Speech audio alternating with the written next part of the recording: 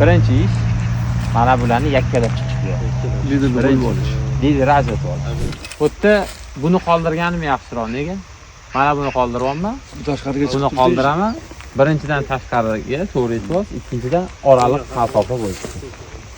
Ketdi.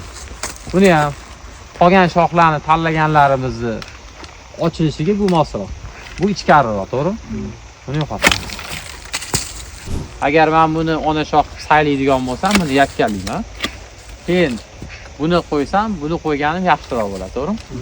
Buni qo'yaman. Endi hammasi bo'yini tenglab chiqaman. Bu yerda tashqari ichkari muhim emas. Kesuvchilar vaqtini sarflab kurtagini qidirib o'tirmasin. Tez-tez bir tek surib ketadi. Chunki har yili kelib shu yerdan qaytaramiz.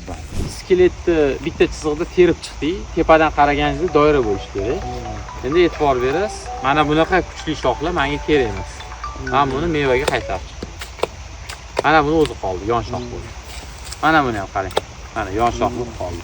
Endi qarang, bu narsa hozirgi holatida bu yerda bo'lsa mumkin. Bu yerda bo'lsa mumkin. Lekin mana bunisi kerak emas. Mana bu ikkitasi mevaga yotgan ekan. Men buni faqat kallasini olaman-da, yonga yoyib olaman. Olamiz. Mana buni ham olamiz. Buni keyinchalik bu qator ketib qolar ekan, buni mevaga qaytaraman. Men kerak emas. Meva vaqtincha bu ham. Ana buni ham e'tibor bering. Girosda shu narsa bor, 3 talik bo'lib qoladi shox. Buni yakkalab qo'yasiz. Mana bitta yo'nalish berib. Maqsad hosil qilib atrofidagi shoxlardan meva olish. Meva olish.